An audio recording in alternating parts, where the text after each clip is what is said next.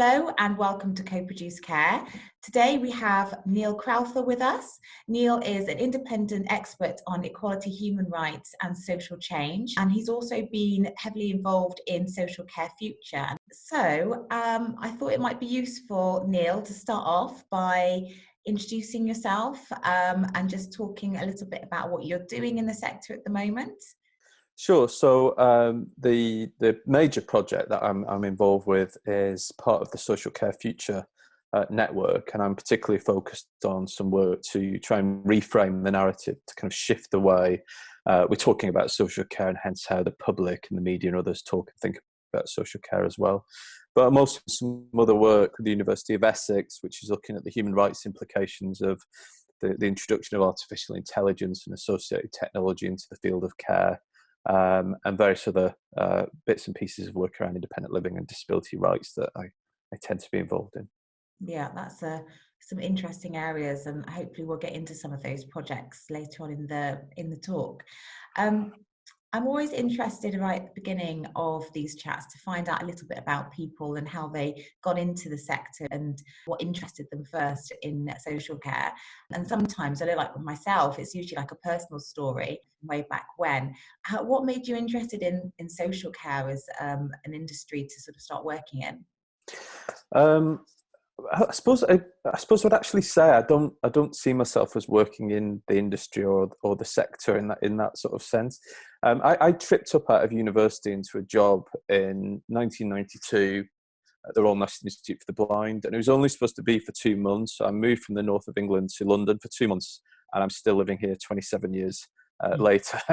And the job was they developed at the time a housing service. So the idea was to support largely young blind and partially sighted people, many of whom had been in the RNIB's colleges and institutions, to make their first steps into housing and support in the community.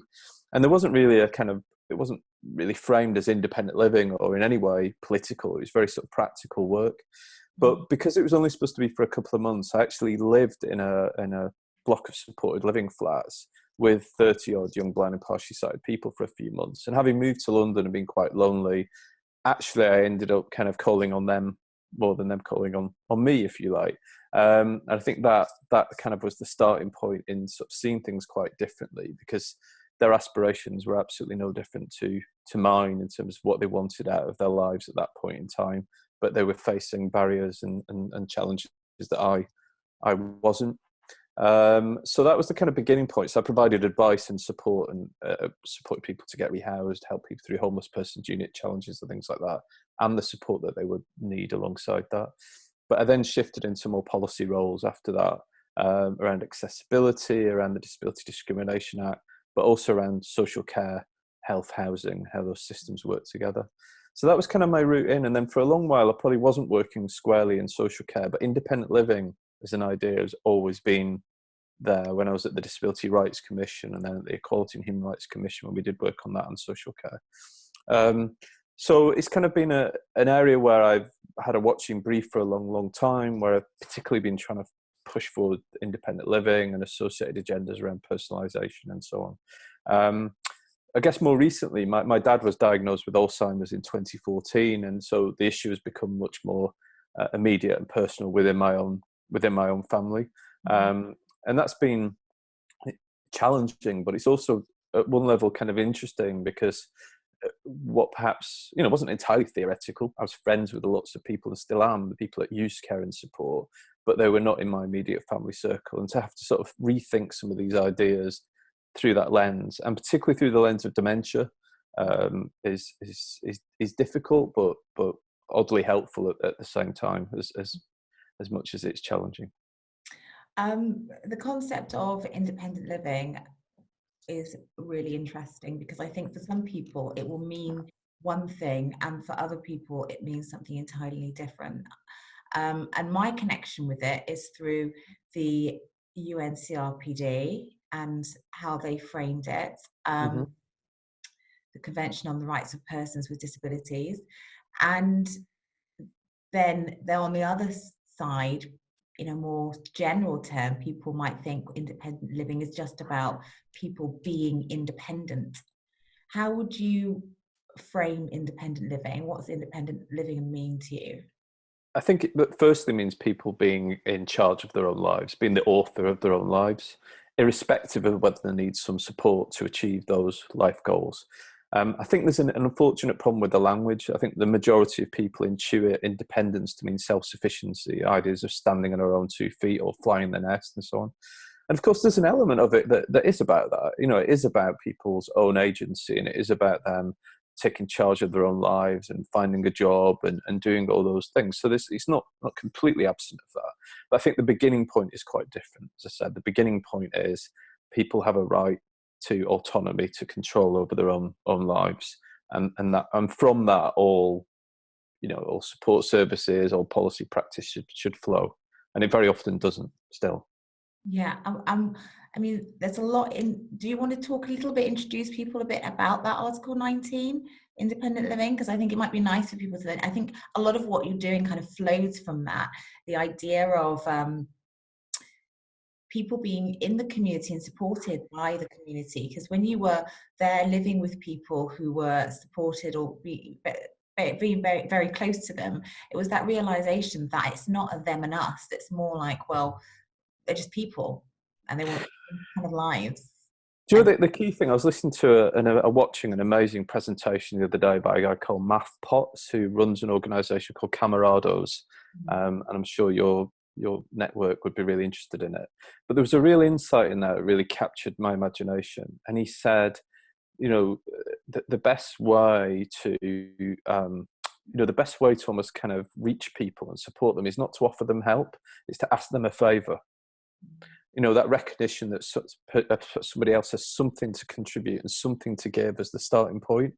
And of course, for me in that setting, I didn't know anyone. My need was in them. It was in friendship. It was in them inviting me down to the pub down the road. And it's through that I got to know them and understand them, and then recognize that whatever support they needed was really oriented towards having a life approximate to mine, insofar as it was a life that they articulated, those people wanted. But it was no different. And I think once you do that, you shift away, as you say, from that notion of othering. It's the idea that you're simply working alongside your fellow citizens to enable them and support them to secure that which is their right as it's yours. And I think that's a very different kind of way in when much of the social care debate. I'm not saying people who work in the social care field don't feel that way, but the language doesn't really capture that. The language is very much about looking after vulnerable people that cannot look after themselves. That's a completely different idea to what I think is in Article 19 and what animates social care future, which is the idea that we care about what other people care about and we will work alongside them to achieve it. It's a completely different conception. So, yeah, I think that's how I would probably say. And it's probably not occurred to me for a long time that experience was kind of embedded in my brain in that way. I've only recently thought about it. But I think it's a helpful way to sort of understand things. But I just love that idea of asking people a favour rather than offering them help, and how that leads to a completely different set of values and different sets of ways of working, and a way of drawing people in and giving them a sense of meaning and purpose. And yeah, absolutely. And I do want to move on to social care future, but before we look at changing the narrative, how do you think we got to a narrative of the otherness? Why are we having to have all these conversations, which almost we're having to deconstruct a system that treats people so differently from the rest of society in some ways, not in all ways? Why is this necessary in the first place, do you think? I think it's complex because I think one of the challenges we have is that, if you like, the way social care is discussed is emblematic of how we think about and talk about aging and older people, and the way we talk about disability. But conversely, the way social care is talked about tends to dominate how older and disabled people are spoken about. So it's a kind of mutually reinforcing thing, and part of the challenge of changing the narrative is to disrupt that, which isn't easy. So I think it's complex in the sense that I think a lot of the framing and discussion of social care is really shaped by discourse and attitudes around the supposed beneficiaries of social care. So and also the function of what social care then does. So it's very much about attitudes to aging and older people, and attitudes to disabled people. It's kind of rooted in quite strong attitudes about what the function of the welfare state is, the idea that it's there to act as a safety net, to look after us in times of need, rather than the idea that it's there to kind of help us develop and grow and be our best. The kind of low expectations that tend to surround older and disabled people infect our idea of what social care is. So very much this idea that it's there to look after people who cannot look after themselves, rather than, again, it's about an investment in people to help them develop and grow and be their best. So there's a complexity to it. And I think what we sort of tend to see is if you look at evidence around attitudes to older and disabled people, what dominates those debates are ideas of health and care, the idea of people needing things rather than people contributing things.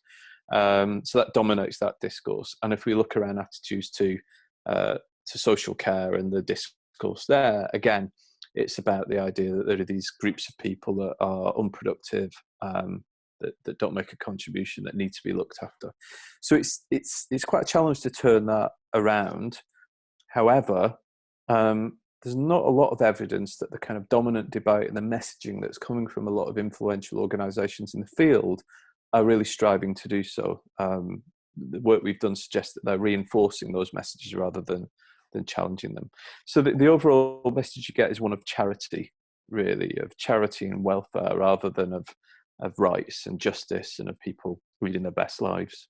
What are those organisations? Can you name the organisations that you mean who aren't making the change, or is it just generally, large institutions, people who are just not thinking about the power of the language, the power of how we talk about what we're doing in social care?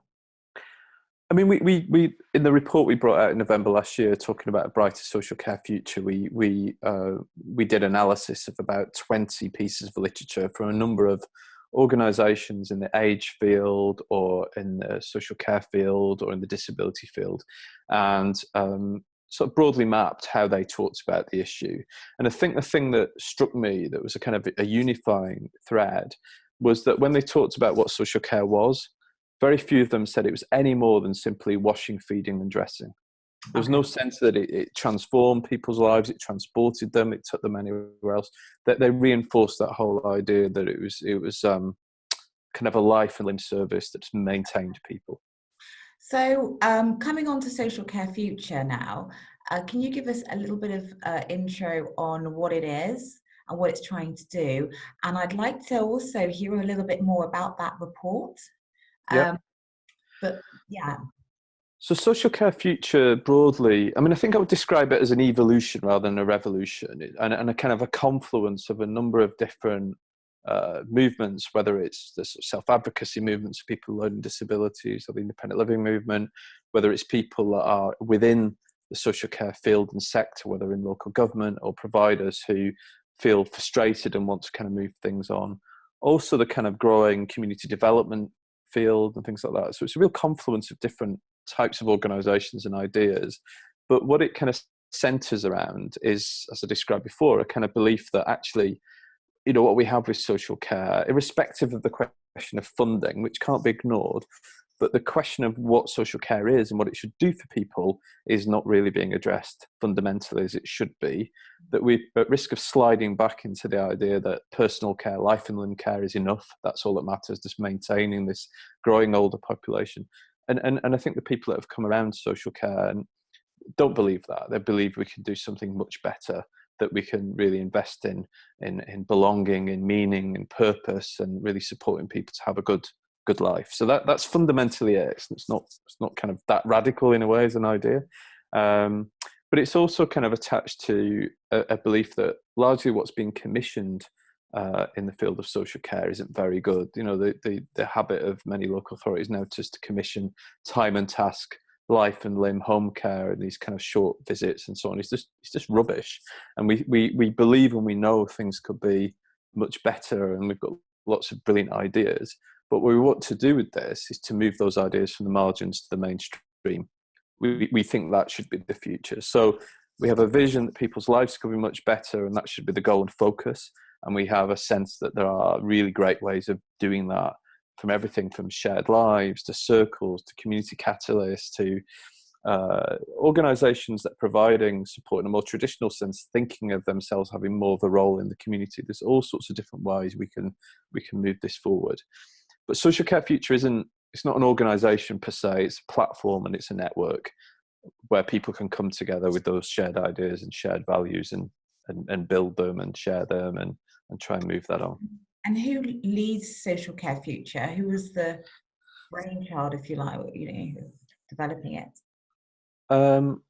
I guess Martin Routledge has been the key driver. Martin, very much involved in the past in control in the whole personalisation agenda, has worked within government and outside government to move that along. But really, it's a kind of whole network of people who've been involved in different ways. As I said, it's not striving to be a thing. If it, for example, voluntary organisations, disability group, under the umbrella of Social Care Future, came up with this whole idea of being more than a provider, but how they can invest in their communities. Now that was kind of, I guess, gestated within Social Care Future, but it has a life of its own now. Or the Innovation Network at Sky and TLAP, again, has some kind of grounding in Social Care Future, but it has a kind of life of its own, and then people kind of regroup and come back. So it's not about being a thing. That's not where we want. We want to catalyse change. We want to create that kind of energy and that space for people to have those different conversations. How will you get to a situation where you've got all of the people who are thinking in a similar way about this and then make that mainstream? Well, our strategy is threefold. So I've already mentioned the work on narrative change. So we think at the minute the kind of story of social care, it militates against us achieving the goals that we want to achieve, because the things we value are not kind of valued within the system or the way it's discussed.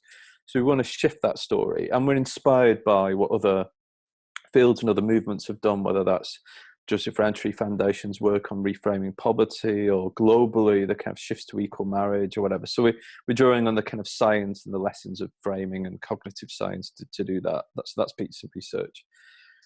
We have been trying to give voice to and to surface and bring into the foreground the kind of ideas and the ways of working that we think match that vision, and to attach value to those things. And there have been some movements there. So I've mentioned the Innovations Network at Sky and TLAP, but there was also the thing launched this week by the LSC in terms of how you better evaluate innovative practice and so on. So how do we attach value to those ideas? And I think sometimes they struggle in an environment where the whole focus is on scale. And scale isn't necessarily what they're about. They're much more about the kind of the depth and the quality of things. So there's a difficulty there. But so how do we learn how to spread, grow, inspire with those things? And there's stuff we can do on our blog site and the gatherings and the events that we do on a regular basis. But again, trying to get others to invest in those things and develop them. Certainly, Martin spent a lot of time last summer talking to directors of adult social services around the country to try and kind of find points of intersection, areas which might be up for trying these things out, for making these changes, making these moves. We need that kind of proof of concept. And then the third area is challenge, really. Lest we forget, the Care Act embodies a great number of these values, but there is a huge gap between the rhetoric of the Care Act and the reality of practice on the ground. So ourselves and with others have gone about trying to challenge some of those things that might seem rather minor, but are not, like the use by many local authorities, the insistence that people have direct payments on a prepayment card, and the way that then limits how people are actually able to use that money and exercise choice or control, or the impact of charging, or whatever else it might be. So it's those three things: change the story, put forward the solutions that we think are going to work, and think how they can grow and develop and become more commonplace. And then thirdly, challenge the things that shouldn't be happening.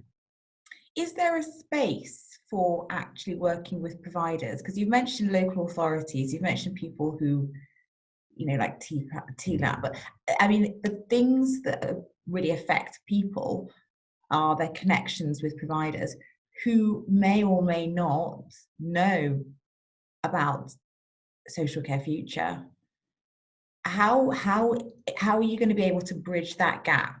So this is nothing new, because the other moves in the research is absolutely, I can understand that, but it's almost like what we try to do here is just opening up the debate so that more people can understand about what the talk, the rhetoric, the ideas, the research.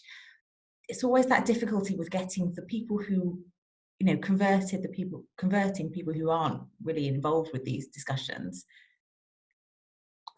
Well, I mean, twofold. One, as I mentioned, there's already a great number of providers involved in our network, and the network is open, and we want to grow it, and we want to see it develop.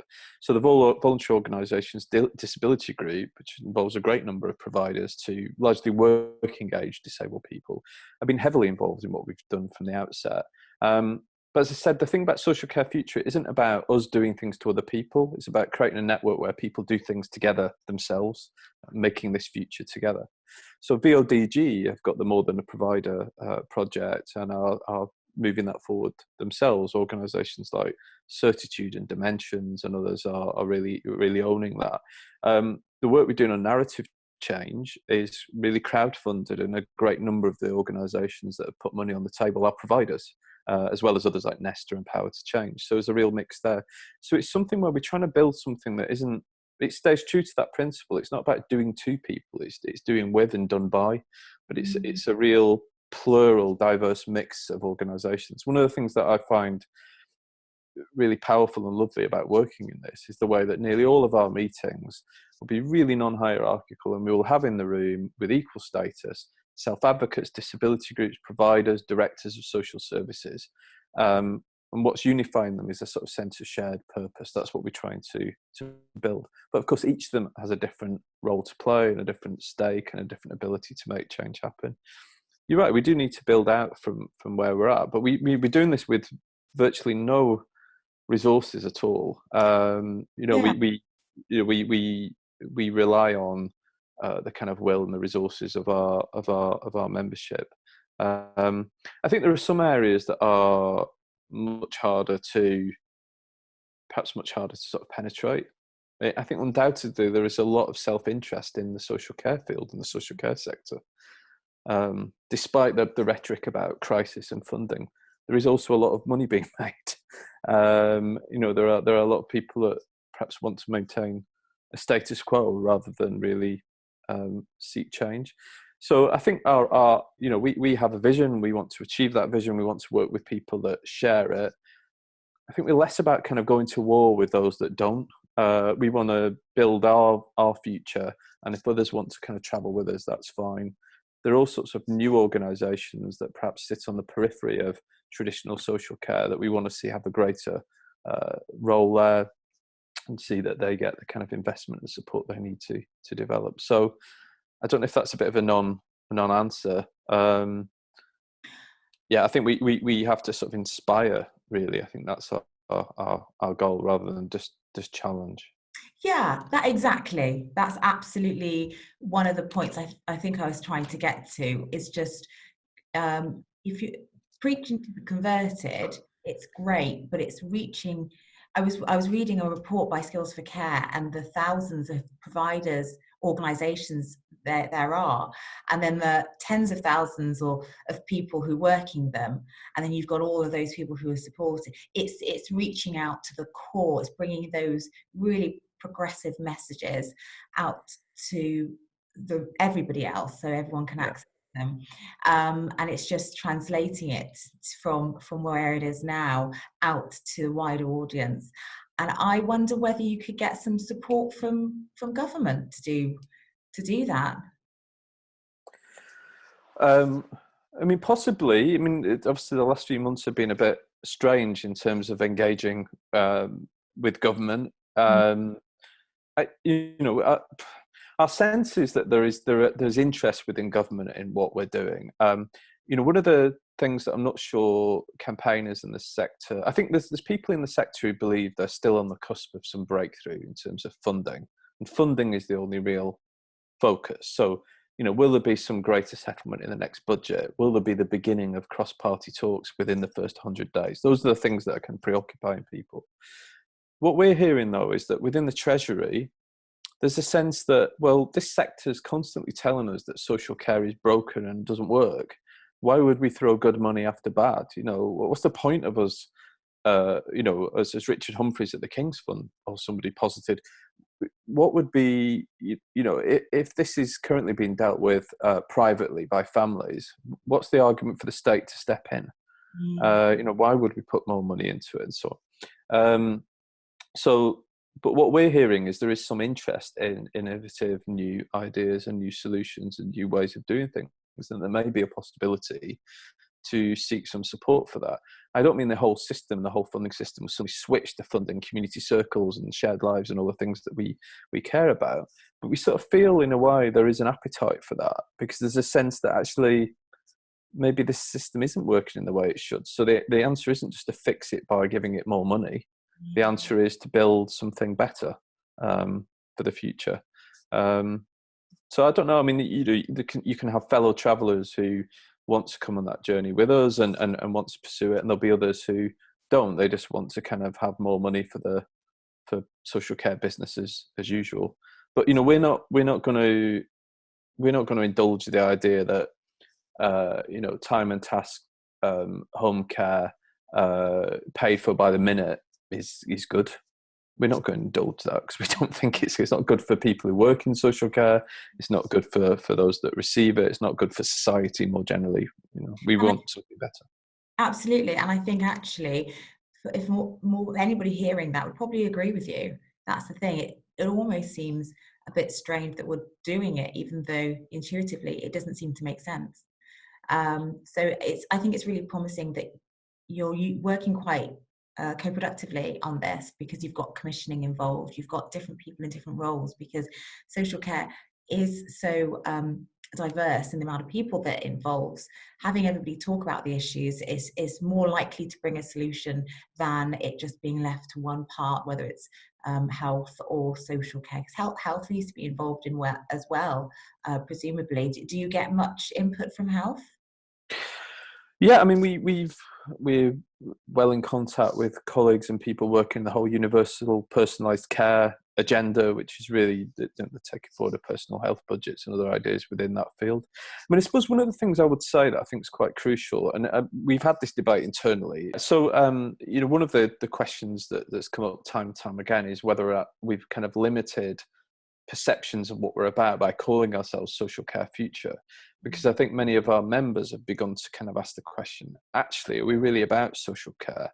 And I think this is the key thing, and it's a key thing around the way this debate is framed. So often what you'll hear in the media is the social care system or the social care sector faces a challenge. It faces threat. Actually isn't where we should, in our view, start the debate anyway. The question is, are people able to live their lives as they should be able to live them? And are they sufficiently supported to do so? And once you turn it on its head, then actually social care becomes this one dimension of that, because there's a range of things, a kind of ecosystem of things that shape all of our abilities to live our lives in the way we want to live them and live them successfully. And I think, if I think about some of the ideas and the things that fallen under the umbrella of social care, they orientate towards that system, because it's that system where the funding lies and the statutory framework lies and so on. But actually, they're not social care as most people would think about it at all. So by way of example, I mentioned my own parents. They have benefited from some support from Helen Sanderson and from an organisation called Community Circles. Middle of last year, Helen worked with them to create a circle. And effectively what a circle is a network of neighbours, friends and family. But it's about concretising the support that they can offer, making it more regularised, making it more reliable. But it was beautiful to watch, because really the major difference happened with Helen's facilitation. My mum had asked for help before, but didn't feel she could keep going back and asking for it. These neighbours and friends and family had offered help, or were not sure how to offer help or what to offer. And all it was mediation, really, and the psychology of breaking that down. So this group came together and began to just problem solve and look at what they could do together. And very quickly, some of the members began to talk about their own challenges. So it wasn't just about what was happening to mum. That was about building community and building reciprocity. That's not what the social care system is doing on the whole, but that's absolutely fundamental to my mum and dad being able to live safely and successfully where they live, and to sort of feel that they can call on supports that are, if you like, naturally available in the community. But it's not self-executing. It wouldn't have happened without that kind of intervention. Yeah. Or you think of other models, like you talked to Alex Fox the other week about shared lives and what shared lives is. Yes, it's an alternative to home care or residential care or whatever else it might be, but it's not at the same time. Fundamentally, it's about somebody just living a life in an ordinary home and an ordinary street in the community. It's very, very different, and that's what we're trying to push towards.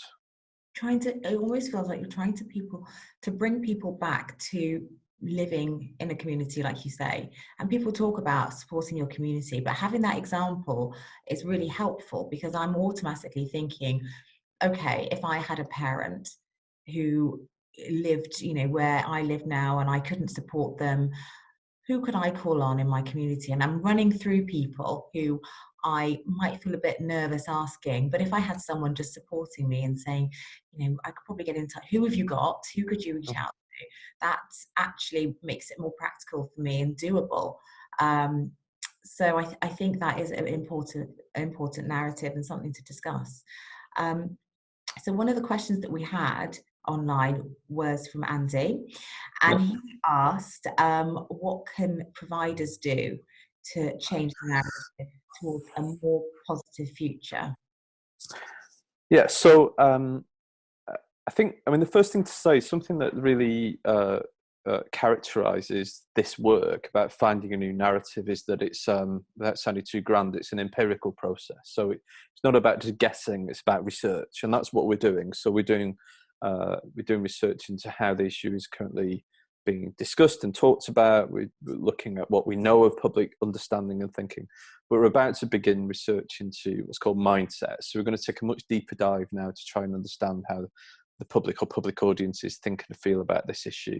And then the final stage is persuasion. So with all that in mind, how do we get our ideas into the kind of forefront of people's minds and how they think and what they value? So that's what we're going to do.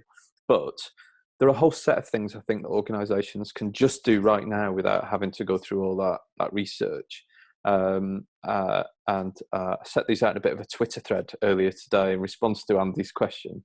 But one of the first is make it about people, make it about people's lives. Don't make it about the sector or services. Nobody's interested in that. I don't mean nobody is. People who work in that sector are people who are affected by it. But fundamentally, what's going to capture people's hearts and minds and their imagination is how people are able to live their lives. And to begin, as we have done, with a kind of universal proposition, what is it that we all value? Well, we all value our ability to be able to live in the place we call home, with the people and things that we love, doing things that matter to us in communities that look out for one another. That's the kind of universal value that's there. So immediately you've kind of framed the whole proposition very differently in people's minds. Then the job is to show how great care and support helps everybody to achieve that. We have to kind of simplify that, make it understandable. If we do X thing, then Mary or John or Abdul or whoever will be able to have Y thing. They'll have to have that thing we all value. That's also about shifting the frame and the values away from the idea of paternalism, looking after vulnerable people, to one of social justice and equality. If we do these things, this group of people, by investing in good care and support, will be able to have that thing that we all have reason to value and we all think is good. So start with people and values, clearly explain how care and support delivers that. And then I think another thing that would be very straightforward to do would be to talk about sustainable investment rather than talking about spending or funding. Talk about sustainable investment triggers a whole different conception of why it's useful to kind of go down that route. We talk about investment and spending, particularly when a lot of the message is one of growing cost. We just invite ideas of resource scarcity. And then we feed that beast, which is that this is an agenda about cost containment. It's not about this is valuable to us, there's opportunity here. And then that's the final thing. You've talked the language of opportunity rather than the language of threat. position care and support as an answer, as a solution. Don't talk about social care as the problem. The problem is that people are living lives unsupported. That is a problem. We can talk about that. It's not about shying away from it. That needs to be there. But actually what we need to be doing is saying, well, actually these great ideas we have about care and support can answer this for us. And they can allow us all to have this better life that we want. So it's just a series of simple steps, but they do quite dramatically change what the story looks like, from one of social care is a broken system and it's just going to get worse and you'll lose your home and blah, blah, blah, to one of saying, we all really want this. This is the vision that we all aspire to. When great care and support can help everybody to have it. If we invest sustainably, that will ensure that will kind of, and change the way we do things, then we can have this. And it's an answer. It's a solution for the future. It's not a growing problem. It's not a threat to us. So there's a kind of, it's a bit simplified perhaps, but. Yes. The only thing I can think of that comes to mind is it seems like there's a change, not just for I love the idea of putting the person at the center, which is great. And you almost need to have a do's and don'ts in terms of the words that you use, like do use person, don't use service user, client, or customer, things like that. So you're actually thinking, and then other things, so you can start thinking how are we addressing people, but also the relationships that we have aren't just about in a normal organization where you're doing things for people, but also with the community. So a lot of people's behaviors will have to change. People in the community will have to maybe see themselves working together more than they were before, which is, there's so many benefits for that. There's also the relationships with staff, where you're going to have to be more person-centered, but the dynamic of having a staff member who maybe can't be as flexible as a person might want them to be in order to be person-centered, well, then you have to open up opportunities to support people in a different way, like with well-being teams, and work as a more sort of rather than top-down level of management, where the manager says, well, you've just got to go to this visit, even though it might not be right for your personal life as part of your job, to, well, how can we do this care differently? So the relationships and how we do care is going to change. It's in quite a fundamental way. It's almost like a paradigm shift of how we deliver services. So many different changes. And that for me is the importance of the framing. Framing isn't just about communications and messaging. As George Lakoff is one of the kind of foreground thinkers of reframing, says framing is social change. Frames are structures, the mental structures, but those mental structures are represented in the world around us. So changing the frame is both changing how we think and feel, but also changing the world. And so for example, you could talk about personalized social care, for example, and that might mean that people are delivered a service that looks after them in a way that's slightly more attentive to their will and preferences. That's quite different from the idea of supporting somebody to live the life they choose to live in the way they want to, and all the things that might be involved there. So you're right, it is a paradigm shift. It's very different. We were talking about the UNCRPD before, even though we're not placing the UNCRPD in the foreground of the work we're doing around social care future. I would argue that broadly everything we're doing represents the ambition of Article 19 of the UNCRPD. Its thinking, its idea, the sovereignty of the individual, their right to be part of their community, respecting their autonomy, will and preferences. It's all dead center. But it will mean that systems and things have to change, and the way people behave has to change. Is there really any reason why you haven't put that as something that will help change the narrative? We've not actually explored it yet, and I think something we might look at this next stage and stage of persuasion is whether talking about rights. It's not that. I mean, I've spent several years working on a project to change the way human rights was thought and talked about in the UK, and it's really, really challenging. And most NGOs won't go anywhere near rights. They sort of, I think, imagine it will not help their cause, or the Human Rights Act anyway. They sort of feel it's been so toxified that it's going to kind of be unhelpful. And there's other evidence I've heard privately or read publicly that rights language kind of doesn't, it's odd. It's kind of, on one level, it provides one of the best ways of kind of thinking about how you could change the world and do things, but at the same time provides one of the most awful ways of talking about it. So we will explore it, and it's there very much in our thinking and the way we intuit the world and the shared principles that we have. Whether it proves to be useful language to use, I think, so again, an empirical point, something we'll have to explore. Yeah, interesting. And I wanted to move on to some of the research work that you're doing. So is there something with Lancaster University? So we've worked with Lancaster all the way through this project on reframing. They have a really interesting unit and approach there, which was came about, I think, through an alliance between their computer sciences and social sciences departments, and it's the Centre for Corpus Linguistics. So what they're able to do using software is to give you a measure of how any given topic is being discussed, and the kind of metaphors and the ideas and the most dominant language and things that are being used in relation to that issue. So we've worked with them a number of times. We've looked at how the printer took about, I think it's about 6,000 or 7,000 different newspaper articles over a couple of years, and then gave us a map of what the dominant words and associations and ideas were there. But we've just done a new piece of work with them, which they're finishing at the moment, where they looked at how social care was discussed during the recent election, and they looked at how it was discussed in manifestos, in political speeches, but also on Twitter, which, you know, won't kind of answer every question, but will give us another kind of useful sense about how the issue is being spoken about, the kind of landscape of current discussion. So can I just clarify, it's not the election just gone? Yes. Oh, right, so you're doing that now? Yeah, through that election, and now they've been looking at how social care was represented in manifestos, in speeches, and on Twitter, in social media. So you'll have that new research by the end of this month, I think. Can you give us any highlights? I can't, because I haven't seen it yet. They're still Okay. they're still doing it. Well, actually, I mean, one thing. Actually, no, I have seen a bit. I suppose one thing that was interesting when they looked at the manifestos, and the manifestos were pretty sparse where social care was concerned, but it was interesting the way, the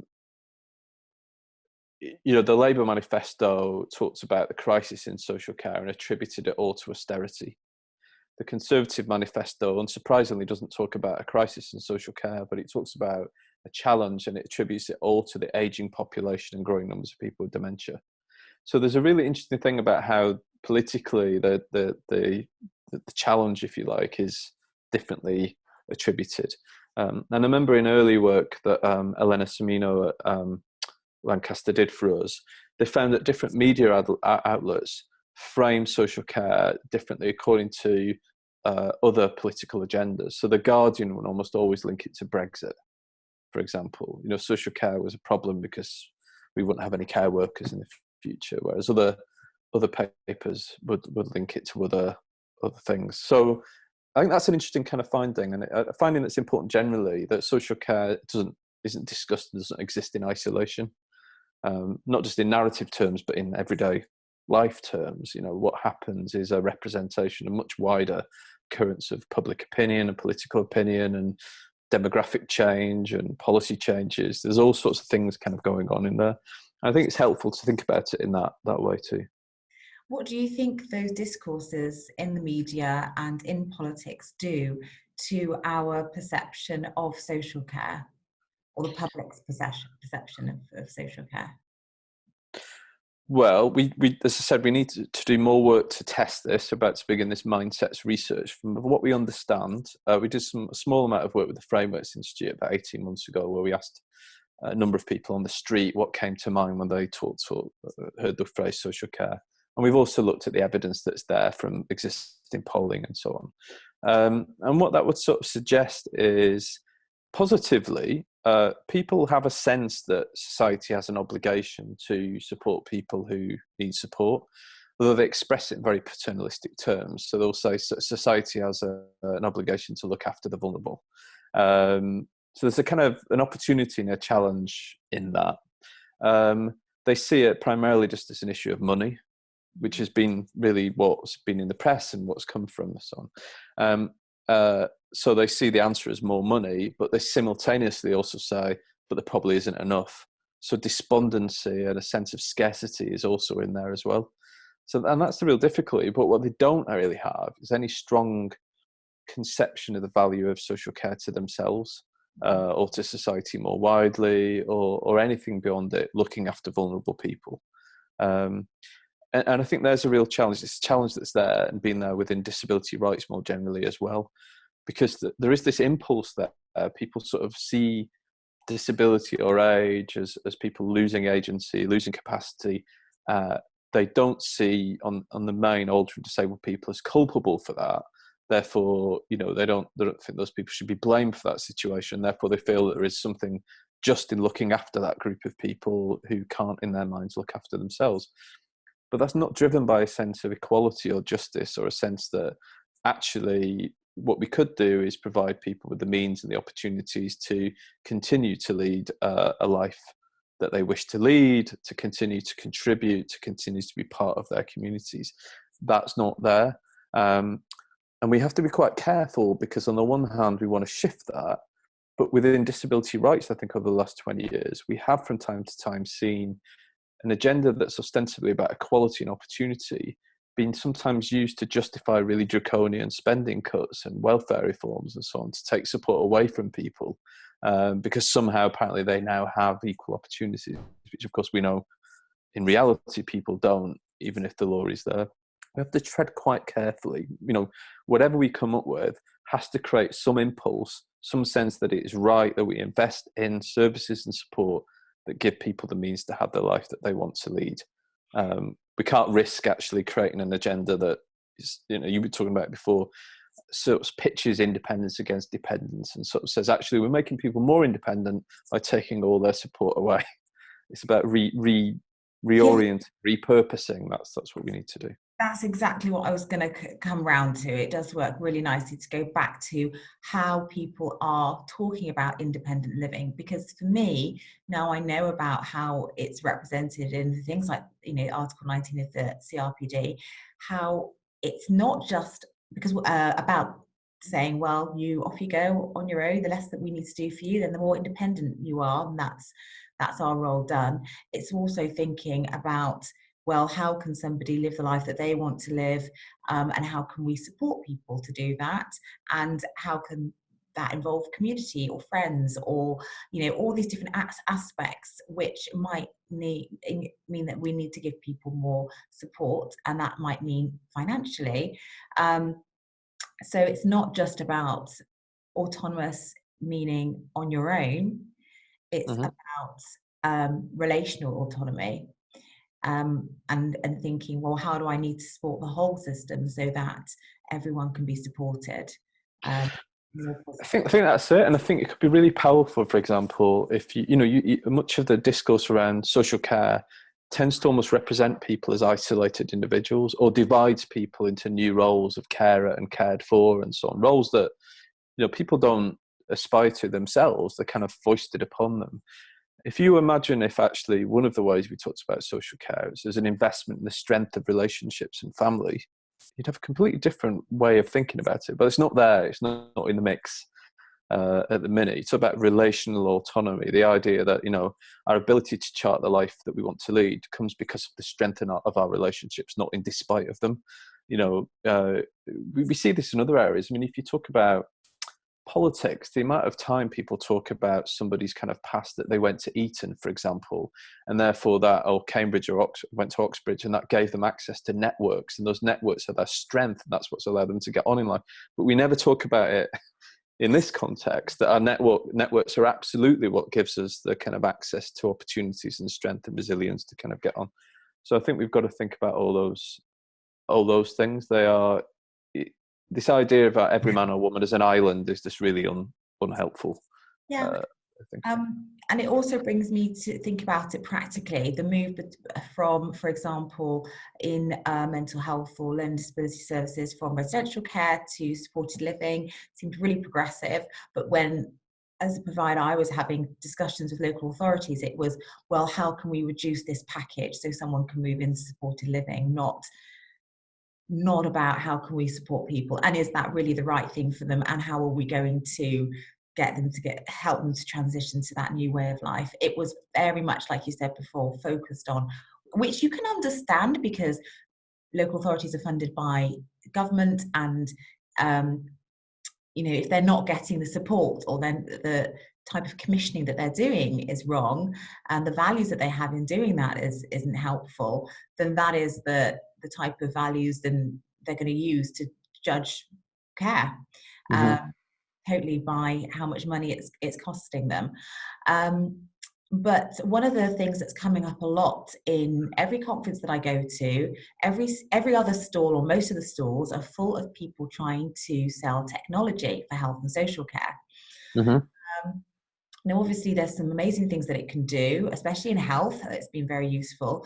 In social care, do you feel that the move to using technology to support people, I think using even robots as in replacing care workers as being trialed somewhere, what impact do you think that might have? And is technology fully positive in this sector?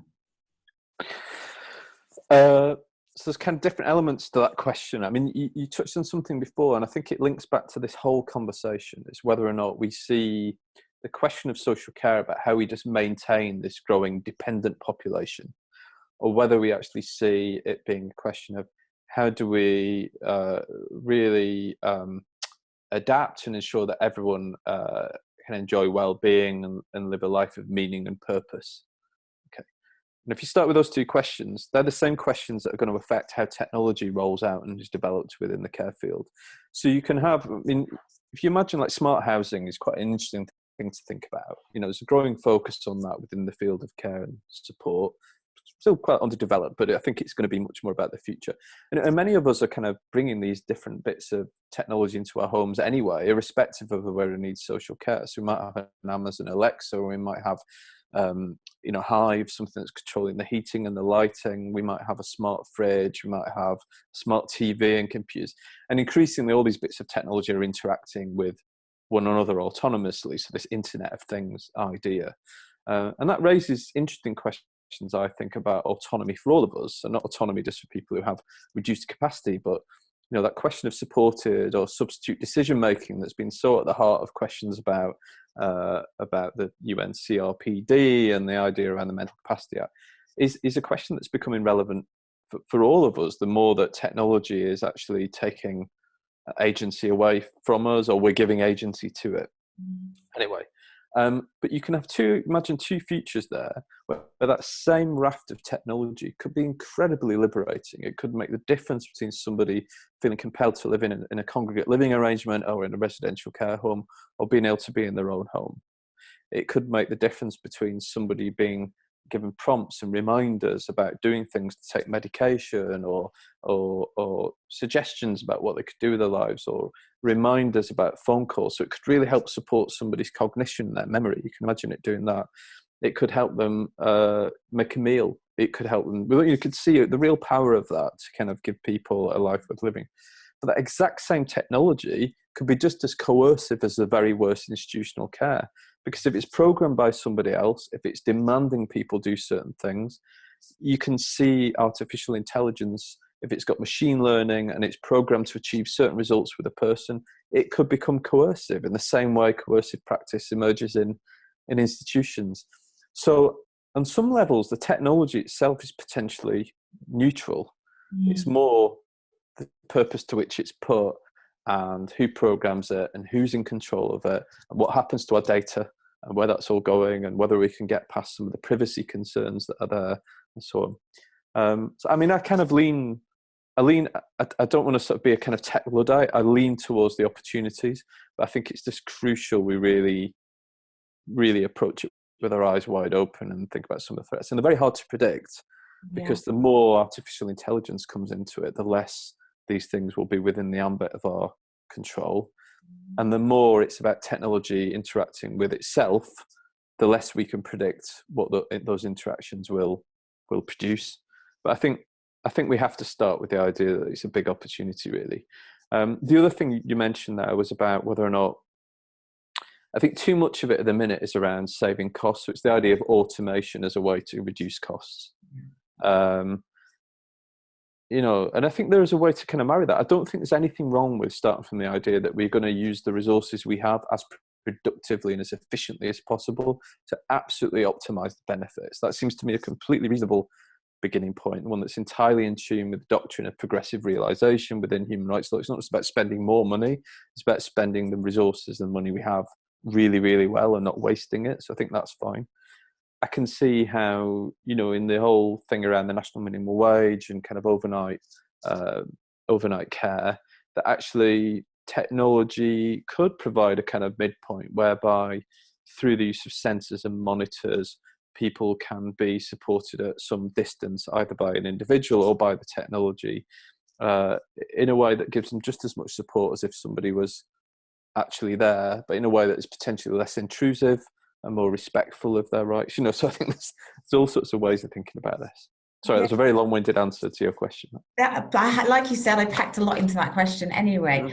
I feel like it's Japan who's doing a country that's doing quite a lot around technology and both AI, but I don't know enough about it to really kind of talk about it. I think China and Japan. I mean, China's got a really interesting challenge because for years China had the kind of one-child policy, and now it's been hugely successful at relieving poverty and improve people's kind of longevity.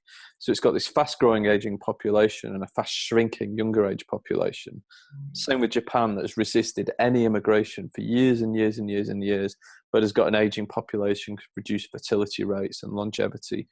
So I think that's kind of lent them towards technology. And I think culturally, I sense in Japan, there's much more openness to the idea of robots and technology, and this robot Pepper being treated as part of the family almost, and kids helping kids do their homework, helping with elements of care.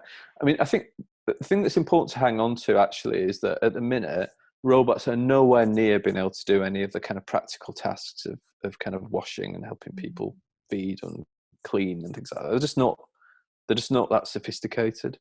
Actually, where you've seen the real growth is in the whole area of chatbots, the idea of robots and AIs offering company, or assessing people's kind of medical state, predictive technology, ability to sort of predict the risk of falls and things like that. There's a lot of power and a lot of opportunity there. I think there's a slight fear that it could accelerate levels of social isolation. That's exactly what I was going to say. Loneliness, social isolation. As you were talking through all the things that it could do, I was thinking, well, an assessment that cuts out a visit from someone to come and assess someone and cuts out those human conversations. But at the same time, you and I are having this discussion via Zoom. You know, the technology is allowing us to have a discussion like this that we wouldn't have been able to have a decade ago, and I can see your face, and yes, you're not in the room with me. So I think it goes two ways. I think for me, it's whether or not you can see that how could technology help connect people and build real, meaningful community? How can it actually displace some of those functional tasks that humans might perform now that actually technology might be far better at performing, to free humans up to do what humans are good at, which is about empathy and love and interaction and relationships. I think that's how we need to think about it. I'm not sure I don't think either a kind of, I don't think the dystopian idea of where technology might take us needs to happen. It's the thing we always have to remember is it's within our control. It's within our gift to decide. There's no risk of iRobot happening. Is it iRobot or the film that Will Smith did where the robots took over? I can't remember what it's called, but something like there are people that predict that. Tom Chivers wrote a really good book called AI Does Not Hate You, which it lulls you in for false sense of security. The reason he writes that, and I think this is one of the dangers, and some of the thinkers around the issue of technology within care have raised this as well, is of course robots and artificial intelligence don't have any needs. There's no reciprocity. They're not humans. They cannot empathize. They can be taught to read emotions. They can be taught to do these things. They can be programmed in certain ways. but they don't have needs. And if we move towards a situation, and some predict it might happen this century, some predict it will never happen, but if you move towards a situation where artificial intelligence becomes this kind of independent living thing, then yes, it does become slightly fearful and slightly worrying as to what it might do and be.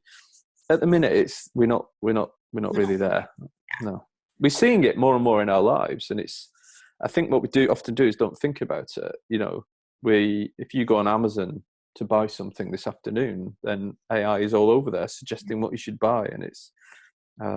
I do think that stuff raises some fascinating, not for now, but fascinating questions about, as I said before, this whole debate about cognitive autonomy and supported decision making and so on, which become increasingly questions not just for people with, say, dementia or learning disabilities, but for all of us because of technology, because the way it's impacting on our choices and the way we see the world.